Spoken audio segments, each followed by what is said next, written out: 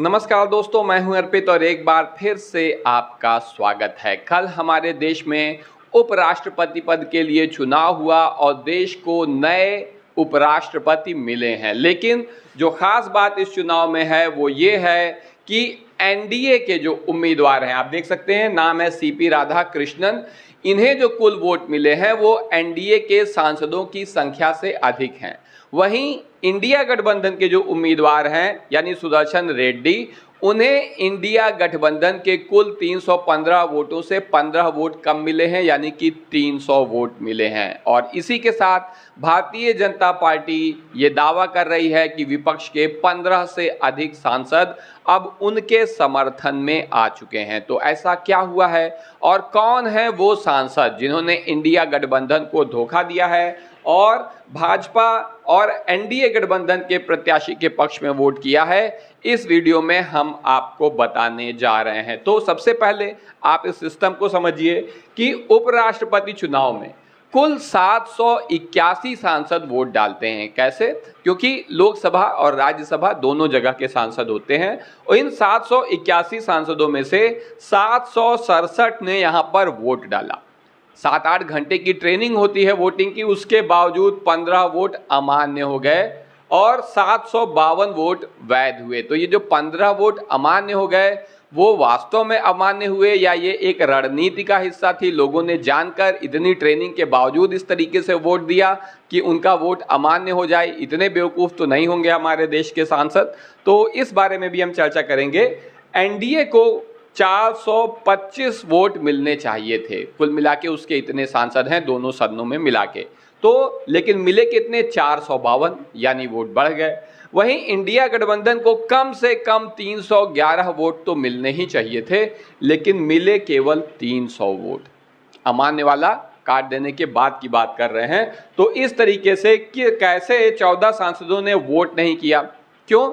14 सांसद ऐसे भी थे जो वोट देने आए ही नहीं थे। इसमें से ज़्यादातर बीजू जनता दल और बीआरएस के थे। उन्होंने किसी के भी पक्ष में वोट नहीं देना था, इसलिए वोट देने आए ही नहीं। क्रॉस वोटिंग से एनडीए को 27 अतिरिक्त वोट मिले हैं, यानी 27 ऐसे लोग हैं जो एनडीए के पक्ष में आ गए हैं, जबकि उन्हें होना चाहिए था इंडिया गठबंधन के पक्ष में। तो विपक्ष के लोग उधर आ गए। बीजेपी ने दावा किया है कि 15 से अधिक विपक्षी एमपी अब उनके पक्ष में आ चुके हैं और उम्मीद जताई जा रही है कि इनमें से ज़्यादातर महाराष्ट्र झारखंड के हैं। लेकिन जो बड़ा सवाल उठता है वो ये है कि ये जो अवैध और क्रॉस वोटिंग है, ये वास्तव में नादानी है या फिर ये कोई सियासी चाल है? क्योंकि चुनाव के एक दिन पहले 8-9 घंटे की ट्रेनिंग कराई जाती है सांसदों की कि चुनाव किस तरह से होगा, वोट किस तरह से देना है। उसके बाद भी 15 वोट अवैध मिले। तो या तो हमारे देश के सांसद ही इस तरीके के हैं, उनको इतनी समझ ही नहीं है, इतनी अकल ही नहीं है कि वो अपना वोट सही तरीके से डाल पाएँ, तो देश को क्या चलाएंगे? या फिर ऐसा हो सकता है कि ये जो जानबूझकर किया गया काम है, ये सांसदों ने जानबूझकर किया है, ये इनकी राजनीतिक रणनीति है। इस बारे में आपकी जो भी राय हो कमेंट करके बताइएगा। क्रॉस वोटिंग करने वाले करीब 15 क्रांतिकारी सांसद कौन है, ये हम आपको बताने जा रहे हैं और ये सवाल लगातार जो है गूंज भी रहा है। और 14 सांसदों ने मतदान में हिस्सा लिया ही नहीं है, तो उनको तो जाने दीजिए भाई, वो तो स्पष्ट रूप से ऐलान कर रहे हैं कि हम किसी के भी साथ नहीं हैं। क्या इन 15 के अमान्य और 14 के गैर हाजिर रहने और क्रॉस वोटिंग से लोकतंत्र के मंदिर में, संसद में जवाबदेही का स्तर गिर रहा है? अपनी राय आप बताइए। और ये घटना जो है काफ़ी अजीब है। अब ऐसे में जिन सांसदों को लेकर बात हो रही है, बहुत से लोग कह रहे हैं कि शशि थरूर की फ़ोटो दिखाने के बाद कि कौन है वो 14 सांसद जिन्होंने एनडीए के पक्ष में वोट दिया है। विपक्ष के ऐसे 14 सांसद कौन है? यानी एक तो शशि थरूर स्पष्ट रूप से हैं। इसके बाद नाम आ रहा है प्रियंका चतुर्वेदी और इनका तिवारी जी, मनीष तिवारी जी का, ये भी कांग्रेस के हैं। तो इनमें से बहुत से लोग कांग्रेस और ख़ास तौर से महाराष्ट्र में ऐसा कहा जा रहा है कि शिवसेना उद्धव ठाकरे ने भी, आप देख सकते हैं, शिवसेना, यूबीटी, डीएमके, आप समेत कांग्रेस के किन सांसदों ने खेल किया है उपराष्ट्रपति चुनाव में क्रॉस वोटिंग की जांच अब ये सभी पार्टियां करेंगी, ऐसा बताया जा रहा है। कांग्रेस सांसद नासिर हुसैन ने जवाब दिया है कि इंडिया गठबंधन के 12 वोट अवैध घोषित हुए, लेकिन एनडीए के भी 3 वोट अवैध पाए गए हैं। ऐसे में असली क्रॉस वोटिंग की संख्या पर सवाल उठ रहे हैं। हालांकि कांग्रेस वोट प्रतिशत दिखाकर इसको बता रही है कि उसकी जीत हुई है, लेकिन जाहिर सी बात है कि जीत हुई नहीं है। बहुत सारे यूट्यूब चैनल पहले से दावा कर रहे थे कि इंडिया गठबंधन का कैंडिडेट जीत जाएगा, और जो है भाजपा और एनडीए का कैंडिडेट हार जाएगा। ऐसा कुछ होने वाला था नहीं, ये सारी बातें झूठी थी। हमने कभी भी इस बात को नहीं कहा था, क्योंकि जाहिर सी बात है एनडीए का गठबंधन है, को बहुमत है, तभी तो प्रधानमंत्री मोदी हैं। अब आप कांग्रेस के जिन 4 सांसदों पर संदेह है वो हम आपको बताते हैं। कांग्रेस ने पहले दावा किया था, विपक्ष के 315 सांसदों ने मतदान में हिस्सा नहीं लिया और सुदर्शन रेड्डी के पक्ष में वोट डाला। कांग्रेस इसे इंडिया ब्लॉक की एकजुटता के तौर पर पेश कर रही थी। रिपोर्ट में आगे कहा गया कि क्रॉस वोटिंग वाले लगभग 7 वोट महाराष्ट्र के सांसदों ने डाले हैं, जिसमें शिवसेना यूबीटी के 3 और कांग्रेस के 4 वोट हो सकते हैं।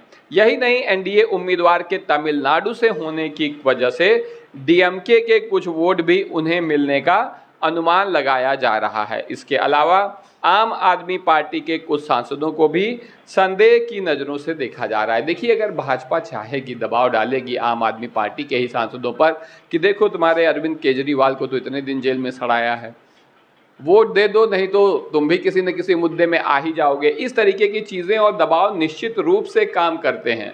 6 एमपी फ्रॉम आप क्रॉस वोटेड, ऐसी चर्चा है कि आम आदमी पार्टी के 6 सांसद जो हैं उन्होंने क्रॉस वोटिंग करी हुई है। इसके अलावा 3 MPs from RJD cross voted, यानी आरजेडी के भी 3 सांसदों ने क्रॉस वोटिंग की है। आरजेडी का इसलिए भी महत्वपूर्ण है क्योंकि अभी बिहार में विधानसभा चुनाव होने हैं। तो ऐसे में आपकी क्या उम्मीद है? देखो, आरजेडी के सांसद हैं और आम आदमी पार्टी के सांसद हैं। शिवसेना वाले निश्चित रूप से किए होंगे, सही बात है। और तमिलनाडु, वहाँ पर भी आपको बता दें कि क्योंकि जो कैंडिडेट हैं यहाँ पर एनडीए के, ये वहीं से आते हैं, इस वजह से वहाँ के सांसदों ने भी क्रॉस वोटिंग करी होगी। लेकिन ये जो क्रॉस वोटिंग का सिस्टम है, इस पर रोक लगनी चाहिए। आपने पिछले दिनों देखा कि किस तरीके से समाजवादी पार्टी के एक नेताजी को जन्मदिन की बधाई दे रहे थे पिछले दिनों भारत के गृह मंत्री अमित शाह जी, और उन्होंने क्या किया, उन्होंने तुरंत ही उस कॉल को रिकॉर्ड किया और वायरल कर दिया। यानी जो कुछ भी बात हुई है वो सबके सामने है। तो ऐसे में कौन कौन से वो दल हैं, मुख्य कमजोर कड़ी इंडिया गठबंधन की कौन है, और हमारा जो लोकतंत्र एक मंदिर कहा जाता है, वहाँ पर इतनी बड़ी ट्रेनिंग, 8-9 घंटे की ट्रेनिंग के बाद अब ऐसे वोट पड़ रहे हैं जो अवैध हैं, जो सही नहीं है, सही तरीके से वोट डाले नहीं गए हैं। तो ये सांसद जानबूझकर करते हैं, उनकी रणनीति है, या फिर वो इतने भोले, नादान, नासमझ लोगों को हम लोगों ने चुन लिया है, संसद में भेज दिया है अपने देश को संभालने के लिए? इस बारे में आपकी जो भी राय हो कमेंट करके ज़रूर बताइए। वीडियो को लाइक करिए, चैनल को सब्सक्राइब करिए, अपने दोस्तों के साथ शेयर करना ना भूलिए। धन्यवाद।